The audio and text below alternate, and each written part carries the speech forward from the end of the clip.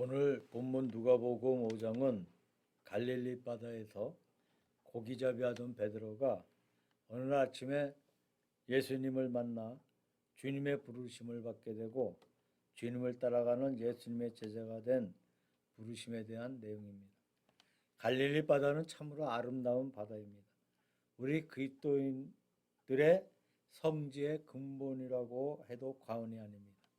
이 바다에서 이루어진 베드로의 부름은 참으로 아름다운 이야기이고 우리가 여러 각도에서 이 내용을 검토해 볼 수 있는 내용입니다. 오늘의 말씀의 제목을 한계와 무한계라는 제목으로 정해보았습니다. 그리고 베드로와 주님과의 관계가 한계와 무한계로 대조시켜 보았습니다. 베드로는 한마디로 말해서 한계가 있는 인간의 모습이라고 볼 수가 있습니다. 그날 밤 그가 밤새껏 고기잡이에 수고를 했으나 얻은 것이 하나도 없었어요. 아침에 지쳐있는 몸으로 그물을 싣고 있다가 예수님을 만나게 된 내용 가운데 그가 시간의 한계를 받고 있는 것으로 보입니다. 고기잡이는 언제 해요? 밤에 합니다. 낚시도 밤에 해야 돼요. 또 자기의 고기잡이의 지식 내에서는 적당한 곳에서 고기를 잡는 것이 상식입니다. 그러나 지난밤에 한 마리의 고기를 잡지 못한 채 이 아침에 자기의 한계 속에 살고 있던 베드로의 모습을 볼 수가 있습니다. 그러나 주님의 모습은 무한계의 세계라고 할 수 있죠. 예수님께서 베드로에게 깊은 데로 가서 그물을 내려 고기를 잡으라고 말씀하셨습니다. 사실 바다라는 것은 어느 곳에서나 고기가 다 나오는 것이 아닙니다. 특별히 고기가 잘 모여 있는 곳이 있어요. 그것은 베드로가 너무나 잘 알고 있는 장소입니다. 아마 예수님께서 그에게 깊은 데로 가라고 하신 깊은 곳은 고기가 잘 잡히는 곳이 아니었다고 합니다. 하여튼 주님은 깊은 곳이든 얕은 곳이든 고기가 많이 나오는 곳이든 많이 나오지 않는 곳이든 관계없이 많은 고기를 잡을 수 있게 하셨다는 말씀입니다. 시간의 한계를 받지 아니하고 장소의 한계를 받지 않는 예수 그리스도의 모습을 볼 수가 있습니다. 베드로는 지금까지 자신의 고기잡이의 방법을 통해서 익힌 그 기술을 통해서 고기잡이 생활을 해왔습니다. 그러나 이날만큼은 그 방법이 다 실패하고 예수님이 시키는 대로 깊은 데로 가서 그물을 내려서 많은 고기를 잡았어요. 그나마 한 배에 가득 찼던 고기가 베드로가 자기 친구를 불러와서 두 배에 나눌 때 두 배 또한 똑같이 가득 찼다는 말씀이 있습니다. 그리스도의 세계는 어떠한 세계입니까? 무한계의 세계입니다. 그래서 베드로의 세계와 주님의 세계는 한계와 무한계의 세계였다고 생각해 볼 수가 있습니다. 베드로만이 아닙니다. 우리 모두가 어떤 자기의 한계 속에 살고 있는 것을 느낍니다. 이렇게 사람들이 많지만 모든 사람이 생긴 얼굴이 다 다릅니다. 자기의 얼굴이라는 한계 속에 살고 있어요. 모든 사람이 자기의 음성을 달리하고 있습니다. 자기의 음성이라는 한계 속에 살고 있습니다. 우리의 손가락에 있는 작은 지문 하나라도 많은 사람이 전부 다르다고 합니다. 나의 독특한 지문을 가지고 있습니다. 우리 모든 사람의 치아도 이 이빨의 틀이 다 다르다고 합니다. 사람의 사고 방식도 전부가 다 다릅니다. 사람은 자기의 주어진 한계 내에서 제한된 방법 속에 살고 있습니다. 한 발자국도 바깥에 나가지 못하는 것이 바로 우리 인간입니다. 베드로가 놀라운 주님을 만나게 되고 갈릴리 바다의 어부의 생활에서 예수님의 수제자가 되는 큰 축복을 받고 큰 비약을 이룩했습니다. 본문 가운데 한계와 무한계의 대조 속에서 어떻게 한계 속에 있는 베드로가 무한계의 주님을 따라가서 놀라운 큰 사랑을 또 받는 사도가 되었느냐는 것에서 몇 가지 단계를 생각해 볼 수가 있습니다. 먼저 묵상해 볼 수 있는 것은 베드로가 이 아침에 그물을 싣고 있었다고 하는 것입니다. 한밤중에 수고해서 고기를 한 마리도 잡지 못하고 실망 가운데 그물을 싣고 있었어요. 여기에 한계자의 실망한 모습을 볼 수가 있습니다. 베드로는 자기가 아는 어부의 지식을 가지고 지금껏 살아왔습니다. 자기의 모든 수단과 방법을 통해서 자기의 지식을 가지고 적당히 고기를 잡으며 지금까지 살아왔습니다. 그러나 어떻게 된 것인지 그 모든 것이 실패하고 고기를 잡지 못하고 실망 속에 아침에 그물을 싣고 있는 모습을 볼 수가 있습니다. 이런 실망의 아침에 베드로가 예수님을 만나게 됩니다. 그리고 따라가서 대사도가 된 거룩한 복을 받았던 것입니다. 다시 말씀드리면 실망의 아침은 놀라운 큰 축복의 아침으로 변화되었다는 사실을 볼 수가 있죠. 이솝의 유명한 우화가 있습니다. 여우가 잘 익은 포도송이를 따기 위해서 높은 곳에 있는 포도를 향해 따 먹으려고 했습니다. 그러나 키가 미치지 못해서 실패했어요. 두 번째 뛰어 올라가서 포도를 따 먹으려고 했습니다. 또 실패합니다. 세 번째 포도를 따 먹으려고 했습니다. 또 실패했어요. 도저히 안 되겠다고 담념하며 돌아가면서 하는 말이 저 포도는 못 먹는 신포도라고 하면서 돌아갔다는 이야기가 있습니다. 이 얘기는 사람의 심리를 잘 묘사한 말인데 사람은 자기가 성공했으면 그것을 높여서 좋은 것이라고 칭찬을 하고 그것을 실패하면 그것은 나쁜 것이라고 악평하는 우리 인간의 심리를 잘 묘사하는 말이라고 생각합니다. 실패했을 때 여우처럼 말하는 사람도 있습니다. 또 실패했을 때 연구하는 사람이 있습니다. 예를 들면 삭개오라는 사람이 키가 작아서 예수님을 만날 수 없었습니다. 일단 실패한 그 순간에 그는 뽕나무에 기어 올라가서 나무 위에서 예수님을 내려다보았습니다. 삭개오가 뽕나무에 올라가는 것처럼 실패했을 때 자기 자신의 방법을 개량하고 새로운 길을 연구해서 목적을 달성하는 방법이 있습니다. 오늘 베드로가 취한 방법은 여우 같은 방법도 아닙니다. 삭개오 같은 방법도 아닙니다. 아주 독특한 방법입니다. 여우만큼 된 것도 아니고 삭개오만큼 된 것도 아니고 그 이상 놀라운 복을 받게 됩니다. 그 복을 받게 된 첫 번째 단계는 무엇이냐? 자기의 무능에 자기의 한계에 일단 뭐예요? 실망했다는 사실이에요. 예를 들면 요한복음 5장에 보면 베데스다 목가의 환자에 대한 이야기가 나옵니다. 그가 병든 지 38년이 되었어요. 거의 일생을 병상에서 보낸 사람입니다.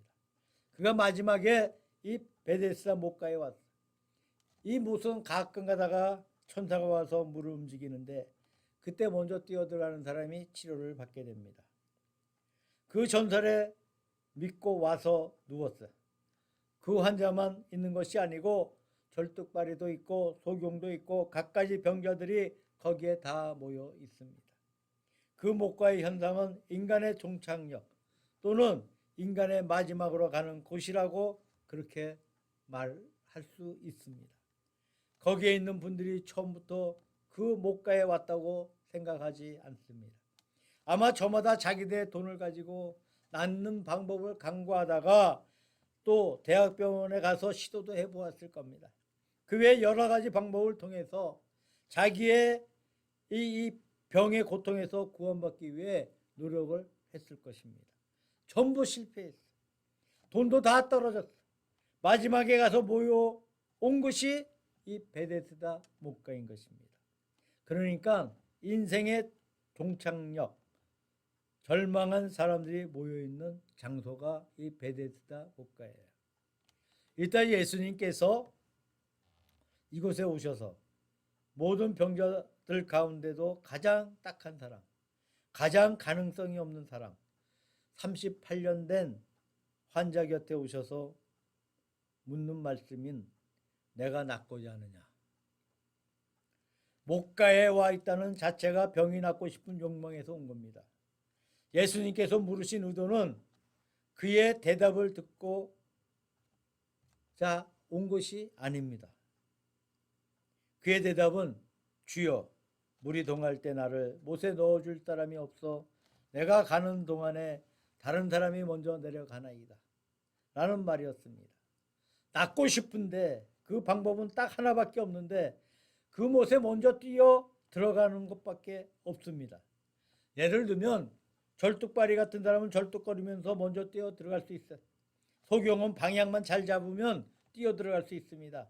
이 사람은 병상에 누워있는 사람이니까 누가 도와주지 않으면, 누가 들어서 옮겨주지 아니하면, 누가 돕지 아니하면 들어갈 가망이 전혀 없다는 거예요.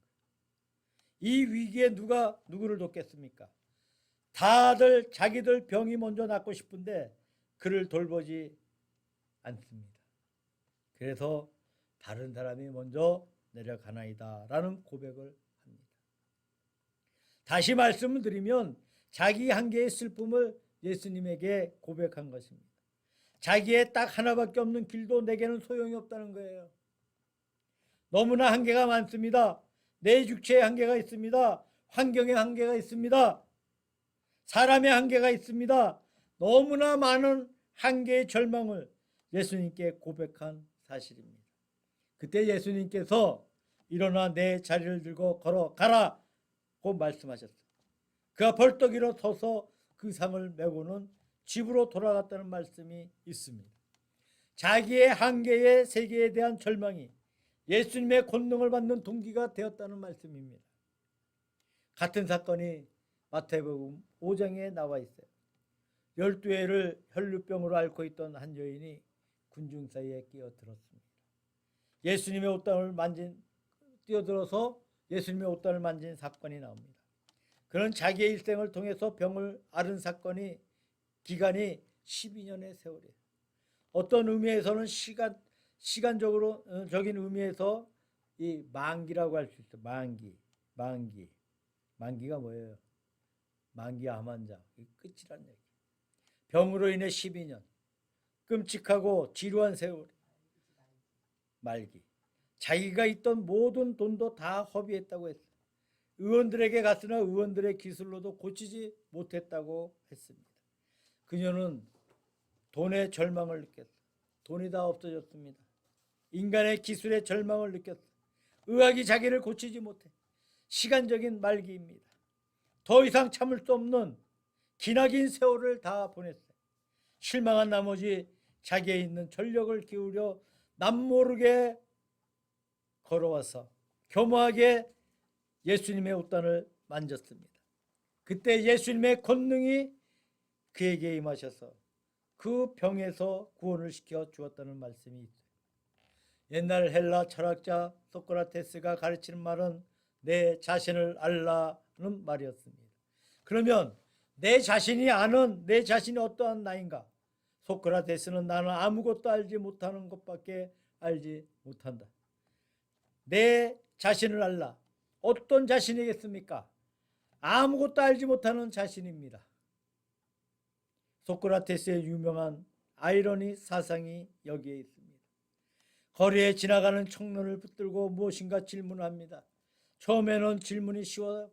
예컨대 아침 먹었느냐, 어디로 가느냐 등등 아주 상식적인 그런 말을 묻습니다. 그 다음에 그 대답을 따라 점점 질문이 깊어가는데 나중에 다 손들어 버린다고 합니다. 나는 모릅니다.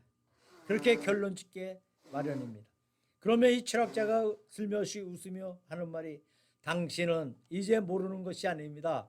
처음부터 몰랐습니다. 왜 이제까지 알지 못하면서 아는 척 했습니까? 그게 아이러니. 비꼬는 말, 풍자하는 말이 되겠습니다. 그런 말하기를 사람은 처음부터 알지 못한다. 나는 아무것도 알지 못하는 것밖에 아는 것이 아무것도 없다. 그렇게 말한 적이 있습니다. 파스칼은 말하기를 우리 인간이 자신의 비참함을 알지 못하고 하나님을 안다면 교만하게 된다. 우리가 하나님을 알지 못하고 인간의 비참만 알 것 같으면 절망하고 만다. 자기의 비참도 알고 하나님을 알 때 우리는 믿음을 가질 수가 있다. 라고 말했어요. 하여튼 내 자신의 부족과 내 자신의 연약함의 세계를 먼저 인식하고 제한된 자기에 대한 절망을 느끼는 것. 이것이 첫째 과정인 것 같습니다. 두 번째로 베드로는 자기의 부족을 알았어요. 제한을 알았습니다. 한계를 알았습니다. 한계의 세계를 포기했어요. 예수님께서 깊은 데로 들어가서 그물을 내리라고 말씀하실 때 그는 두말하지 않고 깊은 데로 들어갔어요. 초두에 말씀드린 것처럼 깊은 곳은 사실 고기가 있는 것이 아닙니다. 또 고기가 있다 하더라도 바다의 깊이는 무한정으로 깊은 법인데 그 물은 얼마나 되지 않습니다. 제한되어 있는 짧은 그물을 가지고 무한대의 깊은 바다에 놓아서 고기가 잡힐 리가 만무합니다. 내가 지금까지 그런 곳에 가서 고기를 잡은 적이 도무지 없습니다. 이렇게 베드로가 항의할 수 있어요. 당신은 분명히 고기잡이를 모릅니다. 당신은 목수가 아닙니까? 나는 갈릴리 바다에서 익숙한 고기잡이입니다. 고기가 없어요. 거기는 가보나 마나입니다. 이렇게 예수님의 말씀을 반항했다고 우리가 한번 생각해 봅시다. 아마 주님은 그런 반응에 대해서 어떠한 답변도 하지 않았을 것입니다. 베드로와 예수님의 만남은 그대로 끝나버리고 말았을 것이에요. 오늘 예수가 나에게 이상한 말을 하더라고 여전히 예수님을 조롱하는 말을 하면서 밥을 먹고 잤을지도 모릅니다. 그러나 베드로는 묵묵히 아무 말도 하지 않고 예수님이 시키신 대로 깊은 데로 가서 그물을 내렸어요. 이것이 베드로가 예수님의 선택을 받게 되는 놀라운 두 번째 이유였습니다. 다시 말하면 자기의 방법을 포기한 거예요. 자기가 알고 있는 지식, 자기의 경험, 깊은 데로 가서는 고기를 잡지 못한다는 자기의 생각을 포기했어요. 베드로가 분명히 예수님보다 나이가 더 많다고 생각됩니다. 고기잡이에 익숙한 선생입니다. 그는 포기했어요. 선생께서 말씀하시니까 내가 깊은 데로 가서 그물을 내리겠습니다. 이것이 베드로가 놀라운 은혜를 받게 되는 두 번째의 과정이라고 생각합니다. 우리는 비슷한 사건을 마태복음 14장 29절에서 볼 수가 있습니다. 예수님께서 5천 군중을 먹이시고 산에서 기도하신 후에 한밤중에 갈릴리 바다를 걸어서 배를 타고 가고 있는 제자들에게 접근해 오셨어요. 그들은 처음에는 캄캄한 밤중이라 겁을 냈습니다. 안심하라, 내니 두려워하지 말라고 말씀하실 때 예수님을 인식했어요. 여기 마태복음에 독특한 기사가 나오는데 베드로가 하는 말이 주여 만일 주시오든 나를 명하사 물 위로 오게 하소서라고 부탁을 합니다. 예수님께서 오라고 말씀하셨어요. 14장 29절을 보면 베드로가 배에서 내려 물 위로 걸어서 예수님께 가되 걸어갔다는 얘기예요. 이 한마디의 이 말 참으로 놀라운 신앙이라는 겁니다. 예수님의 말씀을 듣고 물 위를 걸어갔어요. 배가 무엇입니까? 한계의 세계입니다. 안전한 세계입니다. 배에 있는 한 물에 빠지지 않습니다. 바람이 불기는 하지만 노젓기가 괴롭지만 생명을 건질 수 있습니다. 그러나 안전지대를 저버리고 무제한의 세계, 바다의 세계를 걸어간다는 것은 아주 놀라운 모험이라는 거죠.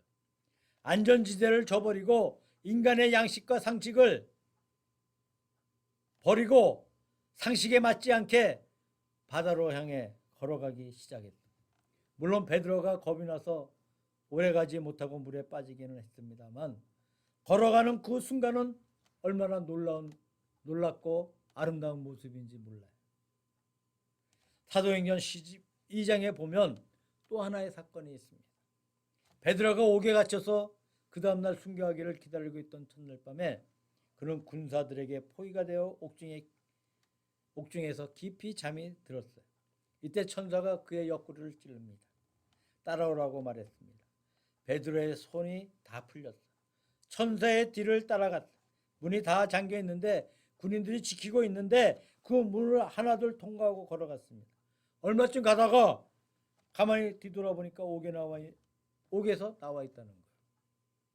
그때 베드로가 하는 말이 내가 이제야 참으로 주께서 그의 천사를 보내셔서 라고 하며 자기가 구원받은 사실을 느꼈다는 말씀이 있어요. 옥 안에 갇혀있던 한계의 세계에서 그는 벗어나서 하나님처럼 옥에서 벗어나서 무한계의 사람이 되어서 출발해 갔습니다. 이 제한의 세계를 포기할 때, 이 한계의 세계를 포기할 때 무한계의 세계로 들어가는 줄로 믿습니다. 어떤 사람이 술을 마시기 위해 강을 건너 술을 잔뜩 마셨어요. 한밤중이 되어서 강가에 메어둔 자기의 배를 타고 이제 노를 저어 강 저편 자기 집으로 돌아갑니다. 술에 취하긴 했지만 노를 젓고 있는데 별로 멀지 않는 강인데 저편에 닿지 않습니다. 밤새도록 노를 저었는데 새벽이 되어서 날이 밝아서 사방을 살펴보니까 자기 배가 저 언덕편 위에 일보도 더 나가지 못하고 말뚝에 메어두고 있었어요. 자, 메어둔 그 배를 밤새껏 노를 저었지만 일보도 가지 못했다는 얘기예요. 우리가 하나님의 한계의 세계를 포기하지 아니하면 하나님의 세계에 접근하지 못한다는 거예요. 늘 자기의 조그만 작은 제한된 한계 내에서 우리가 살고 있는 것뿐입니다. 거기에 우리가 묶여 있는 거예요. 음악 활동을 하는 분들은 다 음악에 소질이 있는 분들이에요. 그리고 제일 처음에 하는 것은 자기 나름의 기술을 버리는 것이라고 합니다. 미술할 때도 마찬가지, 지휘할 때도 마찬가지입니다. 내가 가지고 있는 내 나름의 방법을 포기하지 아니하면 참되게 진보할 수 있는 방법을 배우지 못한다는 겁니다. 나의 조그만 작은 한계의 세계를 내버림으로 말미암아서 베드로가 놀라운 은총을 받았습니다. 그뿐만 아니에요. 그가 말하기를 주여 나를 떠나소서 나는 죄인이로소이다 라고 했어요. 자기의 방법만 저버리는 것이 아니에요. 자기 자신도 저버렸습니다. 자기 방법만 잘못된 것이 아니에요. 방법만 한계 속에 살고 있는 것이 아닙니다. 내 자체가 바로 죄인입니다. 자기 자체를 저주했어요. 공격을 했어요. 자기를 매장했습니다. 요한복음 12장에 보니까 한 알의 미달이 땅에 떨어져 죽지 아니하면 한 알 그대로 있고 죽으면 많은 열매를 맺느니라고 말씀하고 있습니다. 자신이 내가 살아있는 한 언제나 내 자신의 세계에 살고 있습니다. 그러나 우리 자신이 죽어 없어질 때 거기에서 새로운 풍성한 열매를 맺습니다. 그리스도의 놀라운 세계에 접근해가는 두 번째 단계는 뭐예요? 자기를 포기하는 거예요. 자기의 방법을 포기하고 자기 자신을 포기하는 것입니다. 세 번째로 베드로가 모든 것을 저버리고 주님을 따라갑니다. 무한계의 주님과 한계의 베드로가 한 그룹이 되었습니다. 그리고 주님을 따라갑니다. 그로부터 3년간 예수님과 더불어 숙식을 같이 하였고 예수님께서 승천하신 후에는 초대교회를 맡아서 일생을 주님과 동행하였습니다. 무한계와 한계가 합하는 순간입니다. 갈라디아서 2장 20절에 사도 바울이 말하기를 내가 그리스도와 함께 십자가에 못 박혔나니 그런즉 이제 내가 산 것이 아니요 오직 내 안에 그리스도께서 사신 것이라고 말씀하고 있습니다. 그리스도가 내 안에 살아계십니다. 나와 그리스도가 합쳐져서 하나가 된 것입니다. 한계와 무한계가 합쳐져서 하나가 되는 사실입니다. 파스칼의 유명한 말 가운데 사람의 심령 속에는 하나님이 들어오셔서 계실 방이 하나 필요한 것이다. 그 방에 하나님이 들어오시기까지 인간은 참된 만족을 얻지 못한다고 말하고 있습니다. 우리 마음속에 주님께서 임하실 때 우리가 주와 합쳐 하나가 될 때에 거기에 진정한 만남이 있습니다. 진정한 소원이 성취되는 것입니다. 주님께서 베드로를 부르셔서 그를 사용하셔서 하나님의 거룩한 사업을 이 땅에 이룩하셨습니다. 초대교회는 사도 베드로를 위시해서 모든 사도들이 성령 충만함을 받아서 초대교회를 건설하였고 사방에 복음을 전파하였고 로마에까지 복음을 전파했던 놀라운 역사를 볼 수가 있습니다. 무한계의 하나님은 한계의 사람을 사용하십니다. 사람은 다 부족하지만 작은 자기 한계 속에 살고 있지만 하나님은 작은 사람을 사용하십니다. 하나님의 세계에는 신비가 있다고 생각합니다. 하나님이 사람을 사용하실 때 하나님과 비등한 완전한 존재를 만드셔서 그런 존재를 통하여 역사하신다는 것입니다. 우리의 부족하고 한계 속에 살고 있는 연약한 사람을 통해서 하나님의 큰 역사가 이 땅 위에 이루어져 나가는 놀라운 신기한 사실을 볼 수가 있습니다. 그 다음에 우리 인간은 그리스도와 더불어 하나가 됨으로 말미암아 우리 역시 무한계의 사람이 될 수가 있습니다. 이제 말씀드린 대로 베드로가 옥에 갇혀 있는데 문이 다 열리고 밖으로 나갈 수 있었습니다.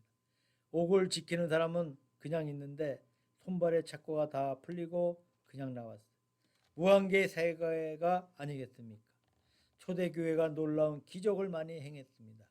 놀라운 역사를 많이 일으켰습니다. 무한계의 모습을 볼 수가 있습니다. 우리 한국의 손영원 목사님이 자기 아들을 죽인 원수를 불러와서 자기 집에서 공부를 시켜주고 자기 아들로 삼아 주었다는 말이 있습니다. 이는 무한계의 사랑이 아니겠습니까? 인간적인 사랑이 아닙니까? 인간을 초월한 무한계의 사랑입니다. 그러나 제가 생각하기에는 하나님의 무한계와 사람 베드로의 무한계는 차이가 있다고 생각합니다. 예수님께서 마태복음 5장 48절에 말씀하시기를 너희 아버지의 온전하신 같이 너희도 온전하라고 말씀하셨습니다. 하나님께서 우리에게 온전을 요구하셨습니다.